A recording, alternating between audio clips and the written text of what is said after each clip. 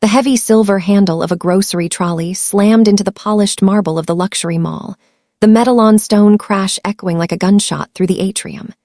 Yuna's hands gripped the handle as the cart tipped, her knuckles white as she instinctively braced her 7-month belly against the impact. Fruits and expensive glass jars of organic honey tumbled across the floor, shattering and bleeding amber, liquid across the white marble like a crime scene. Still as clumsy and pathetic as the day I threw you out, a voice sneered from above. Yuna froze. That voice was a cold blade she thought she'd buried a year ago. She looked up to see Ryan Carter standing over her, his black hoodie a dark stain against the bright, high-end mall lights. He didn't offer a hand. Instead, he leaned in, a mocking smile twisting his features as he pointed a finger directly at her trembling form. Behind him, a few shoppers slowed down, watching the spectacle with the detached, cold curiosity of people watching a car wreck. Yuna's knees felt weak, but the physical tremor was nothing compared to the ice flooding her veins. "The baby, please let my baby be okay." "Who's the father, Yuna?" Ryan's voice dripped with pure venom, loud enough for the gathering crowd to hear. "Because we both know you didn't waste any time finding another mark the moment my family showed you the door." Yuna looked up, her long black hair falling over her shoulders, her face pale with shock. This wasn't supposed to happen. Not here, surrounded by the elegance of jewelry shops and designer boutiques. Not after a year of finally feeling safe in the shadow of a man Ryan couldn't even dream of crossing. "This has nothing to do with you, Ryan," she whispered, her voice shaking as she tried to pull her trolley back. "Just let me go." Ryan laughed, a sharp, hollow sound that seemed to bounce off the glass ceiling. "Let you go? You're probably in here looking for your next victim. Is that the plan? Get pregnant by some random guy and find a wealthy face to pay for your life? Is that how you operate now?" The words hit her harder than the initial shove. They were the same poisoned insults his mother had screamed a year ago, right before they had cast her out like garbage into a freezing storm. "You probably lost my child on purpose just to spite me," Ryan continued, circling her like a predator watching its prey struggle on the marble floor. "Then you got knocked up by someone else for the long con. My family has a legacy, Yuna. You really thought we'd let a nobody like you ruin it." Yuna's vision blurred. The memory slammed back into her mind with agonizing clarity. The freezing rain 12 months ago, the locked gates of the Carter estate, and the agonizing pain of losing a child while the world turned its back.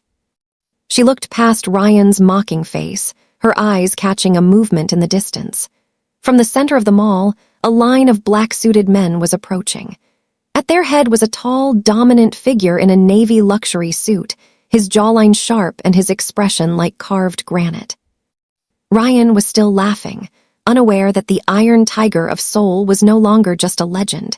He was Yuna's husband, and he was seconds away from tearing Ryan's world apart. The laughter died in Ryan's throat, not because of Yuna's silence, but because of the sudden, rhythmic thrumming vibrating through the mall's marble floor. It began as a distant low hum, growing into a roar that rattled the glass storefronts of the luxury boutiques. Outside the massive glass entrance of the atrium, a synchronized fleet of 6 coal-black SUVs swerved to a sudden, screeching halt, blocking the valet lane in a perfect, aggressive formation.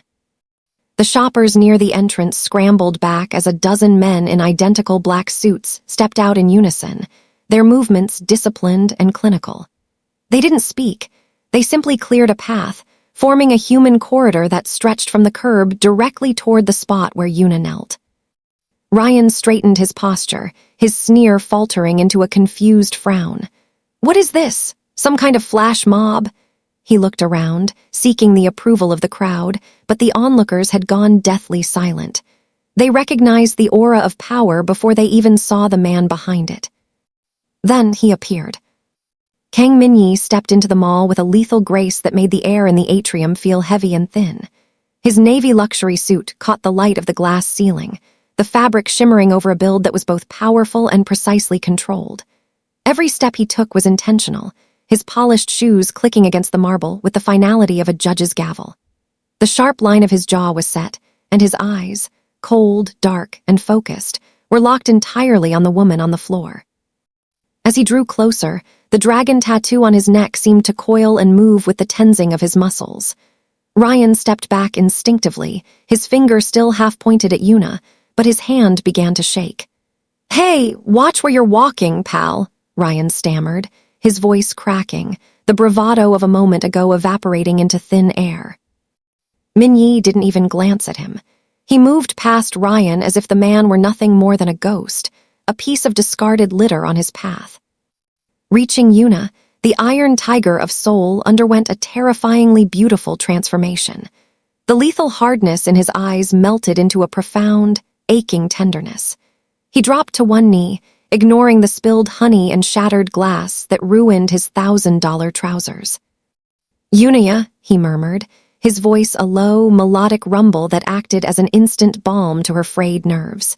He reached out, his large, calloused hand cupping her cheek with the reverence of a man touching a holy relic. "I told you to wait for the car. Why are you on the floor?" Yuna let out a breath she had been holding since Ryan first appeared, her hand reaching up to grip Min-Jae's forearm. I tripped." He pushed the cart Min-Jae. Min-Jae's thumb traced a soothing path over her cheekbone, but his entire body went still, a predator sensing blood. He looked down at her pregnant belly, his hand moving to rest protectively over the life they were building together. Then, with agonizing slowness, he stood up. He turned his head toward Ryan, and the warmth vanished. The man who stood there now was no longer a husband. He was the king of Seoul, and he was looking at a man whose life had just reached its expiration date. The sudden, oppressive silence of the mall began to blur, the bright lights of the luxury boutiques flickering and fading into the jagged memory of a night that had nearly cost Yuna everything. 12 months ago, the world hadn't been marble and glass. It had been freezing, horizontal rain, and the smell of wet asphalt. Yuna remembered the heavy iron gates of the Carter estate slamming shut with a finality that felt like a death sentence. She had stood there, drenched to the bone, her fingers clawing at the cold bars as Ryan's mother's voice rang through the intercom, branding her a gold digger and a stain on their family legacy. Ryan hadn't come to the door. He hadn't called. He had simply let the storm swallow her. She had wandered blindly for hours, her body racked with a deep, hollow ache that was more than just the cold. By the time she reached the outskirts of the city, the pain in her abdomen had become a white-hot blade. She had collapsed against a rusted bus stop, the freezing rain mixing with the hot, salty tears of a woman who knew she was losing the only thing she had left to love.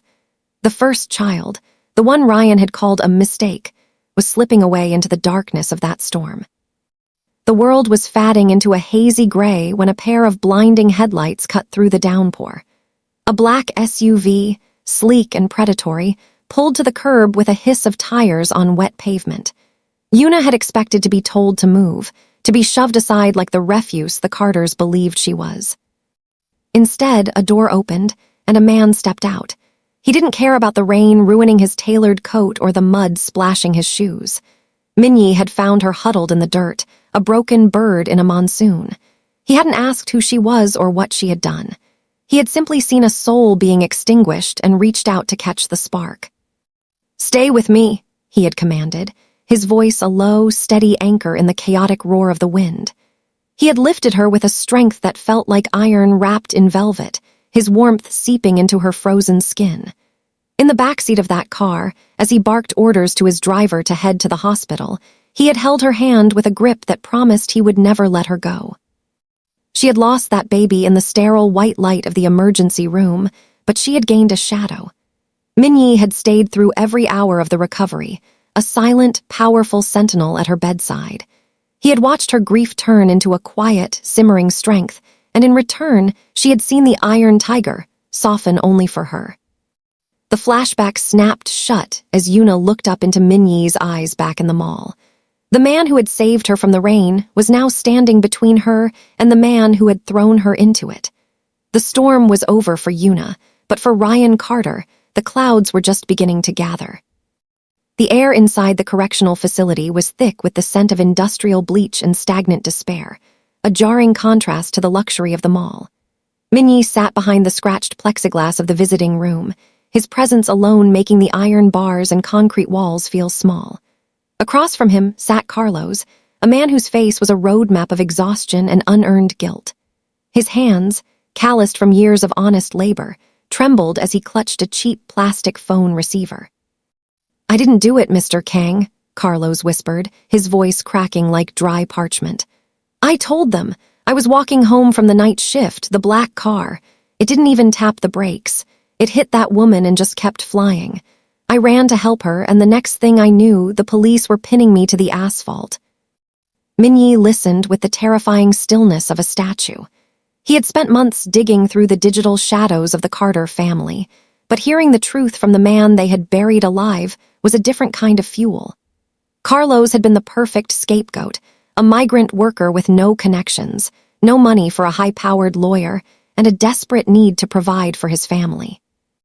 "They told me if I fought it, I'd never see my children again," Carlos continued, a tear escaping and tracing a path through the dust on his cheek. "A man in a suit came to my cell. He said the real driver was a person of importance, someone with a legacy to protect. He offered me a pittance for my family if I just signed the confession. I had no choice. I am a nobody." Min-Jae's grip on the receiver tightened, the plastic groaning under the pressure. He thought of Ryan Carter's mocking sneer at the mall, the way he had used the word legacy as a weapon to humiliate Yuna. It wasn't just a word to Ryan. It was a shield that allowed him to crush lives and leave them to rot in the rain or behind bars. Ryan hadn't just abandoned Yuna. He had built his continued freedom on the broken back of a man who had only tried to help. "You are not a nobody, Carlos," Min-Jae said, his voice a low, lethal vibration that seemed to vibrate through the glass. "You were simply a witness to a coward's greatest sin. The Carters believe their name is a fortress, but I am the fire that burns fortresses to the ground." Min-Jae stood up, the chair scraping sharply against the floor. He didn't offer empty platitudes. He simply looked Carlos in the eye with a promise that carried the weight of an executioner's blade. "Hold on for a little longer. The man who put you here thinks he's untouchable. Tomorrow, I'm going to show him exactly what it feels like to have the world collapse on top of you."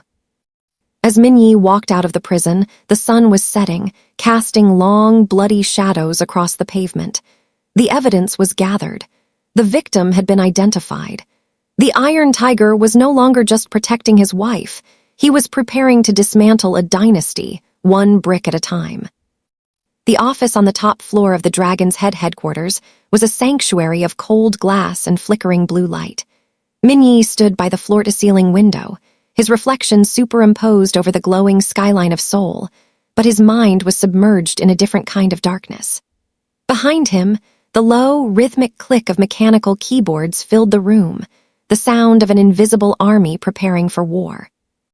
"I found the offshore accounts, boss," one of the analysts murmured, his face illuminated by a waterfall of scrolling green code. Ryan Carter wasn't just using family money for his lifestyle. He was siphoning funds into a shell company to pay off the witnesses from the hit-and-run. The digital trail is thin, but it's there. Every cent he sent to Carlos's initial defense lawyer originated from a private account in the Cayman Islands. Min-Jae didn't turn around. His eyes remained fixed on the horizon, his silhouette as unmoving as the mountains surrounding the city. And the dashcam footage.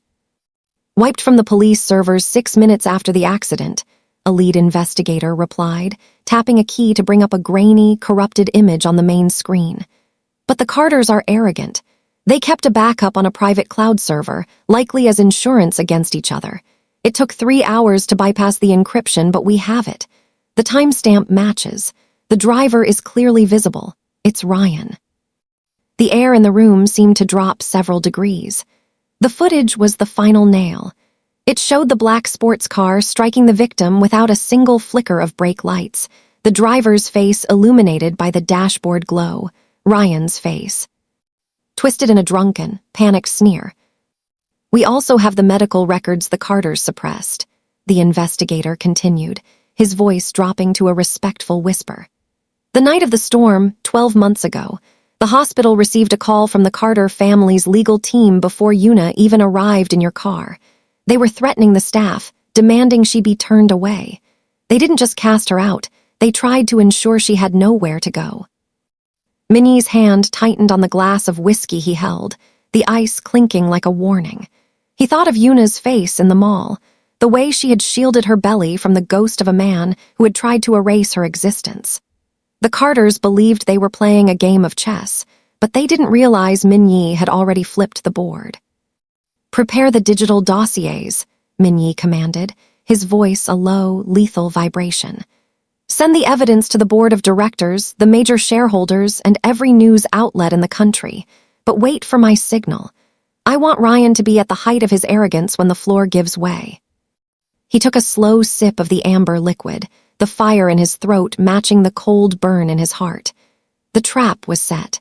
The Iron Tiger had spent the night weaving a web of truth, and by morning, the Carter legacy would be nothing more than a feast for the vultures.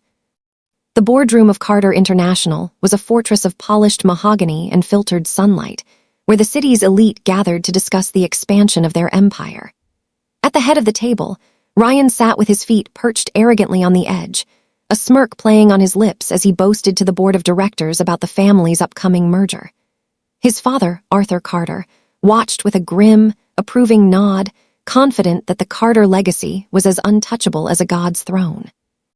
Then, the heavy double doors didn't just open, they buckled. The silence that followed was heavy and absolute.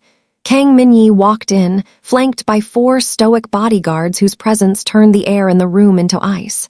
Ryan's smirk didn't just fade, it curdled. He scrambled to pull his feet off the table, his face flushing a panicked red. "What is the meaning of this? You can't just—" Min-Jae didn't say a word. He simply gestured to the massive digital screen at the end of the room. With a sharp click from a tablet held by his lead assistant, the presentation on the merger vanished, replaced by a jagged, high-definition video. The boardroom erupted in gasps. There, on a 60-inch display, was Ryan's face, illuminated by the dashboard of his sports car, his eyes wide and panicked as he struck a pedestrian and sped away. Below the video, a clinical scrolling list appeared. Bank transfers to offshore accounts, suppressed medical reports from a hospital on a rainy night 12 months ago, and a forged confession signed by an innocent man named Carlos. "This is a fabrication," Arthur Carter roared, his face turning a dangerous shade of purple. But as he looked at the sheer volume of data, the timestamps, the IP addresses, the signed affidavits, his voice died. He looked at his son, who was now trembling so violently he had to grip the edge of the mahogany table. Min-Jae stepped forward, his shadow falling over Ryan like a shroud. "I don't care about your company, Arthur," Min-Jae said, his voice a low, lethal vibration. "But you tried to erase my wife. You tried to ensure her child died in the rain to protect this. Coward." Arthur Carter was a man of cold calculation. He saw the disaster on the screen, and he saw the man standing before him. He knew that by the time the sun set, these files would be in the hands of every major news outlet in the country. To save the crown, he had to cut off the diseased limb. Arthur stood slowly, his eyes as cold as flint as he looked at his only son. "I have no son," he whispered, the words echoing through the silent room like a death knell. "Security, escort Mr. Carter from the building. He is no longer an employee, an heir, or a member of this family. Hand over his keys, his cards, and his dignity. He is on his own." As the security team, men who had laughed at Ryan's jokes just an hour before, roughly grabbed him by the arms, Ryan began to scream. But Min-Jae simply turned his back, already walking toward the door. The Iron Tiger didn't need to watch the execution. He had already felt the wind change. The Carter legacy wasn't being dismantled. It was being erased. The golden gates of the Carter estate didn't just feel cold. They felt like a final, mocking sentence. Ryan stood on the sidewalk, his expensive leather shoes sinking into the mud as the sky above Seoul finally broke, unleashing a torrent of freezing rain that felt like a deliberate echo of a night 12 months ago. He hammered his fists against the iron bars, the metal vibrating with a dull, hollow thud. "Let me in, do you know who I am?" He screamed into the intercom, his voice cracking with a desperation he had never known. "It's Ryan! Open the damn gates!" The intercom crackled to life, but it wasn't the warm greeting of the family butler. "Mr. Carter's instructions were very clear, Ryan," a flat, mechanical voice replied. "You are no longer a resident of this property. Your personal belongings have been moved to the curb. Please vacate the premises before we call the authorities for trespassing." Ryan staggered back, his breath coming in ragged gasps. Just then, a white luxury sedan pulled up to the gate, the headlights blinding him. The window rolled down just enough to reveal the sharp, aristocratic features of Chloe, the woman who was supposed to be his ticket to a consolidated corporate empire. "Chloe, baby, thank God," Ryan sobbed, lunging toward the car. "My father, he's lost his mind. He's listening to some thug's lies. You have to help me, we can go to your father." "Don't," Chloe interrupted, her voice as sharp and clinical as a surgeon's scalpel. She didn't look at him with pity. She looked at him with the same detached disgust one might feel for a stain on a designer rug. "My father has already seen the news, Ryan. The hit and run, the framing of that worker, the way you treated that pregnant girl. It's all over the networks. You aren't a legacy anymore. You're a liability." "Chloe, I love you." "You love the status my name gave you," she countered, her eyes flashing with a cold, blue fire. She slid a diamond ring off her finger and let it drop onto the wet pavement at his feet. "Consider our engagement dissolved. I don't associate with cowards who run from their own shadows."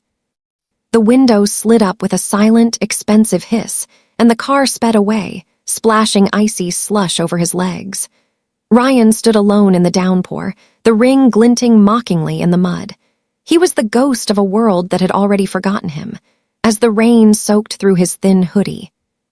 He realized with a sickening jolt that he was now exactly where he had once left Yuna, broken, abandoned, and shivering in the dark, with no one to hear him cry.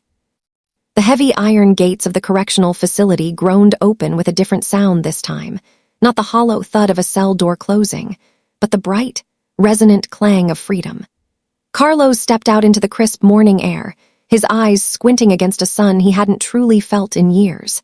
He clutched a small plastic bag containing his only belongings, his posture still curved from the weight of a crime he never committed. Waiting at the curb was not the police cruiser that had taken him away, but a sleek, silver sedan marked with a discreet emblem of a blooming lotus. Standing beside it was Min-Jae's lead assistant, who didn't look at Carlos with the suspicion of a guard, but with the quiet respect of an equal. "Mr. Rodriguez," the assistant said softly, opening the rear door. "There are people waiting for you." The drive led away from the gray concrete of the outskirts and into a quiet, tree-lined neighborhood on the edge of the city. When the car pulled up to a modest but beautiful brick house, Carlos's breath hitched in his throat. Standing on the porch was his wife, her face lined with the grief of 1,000 lonely nights, and his 2 children, who had grown taller than the memories he kept in his heart. The reunion was a tidal wave of silent sobs and desperate embraces. Carlos fell to his knees on the grass, his family collapsing around him in a protective circle of salt and warmth. For the first time in years, the nobody felt seen. As the initial shock of the reunion settled, the assistant handed Carlos a thick envelope and a set of keys. "The foundation has cleared your legal record entirely," he explained. "This house is yours, fully titled in your name. There is a position waiting for you at our logistics center whenever you are ready.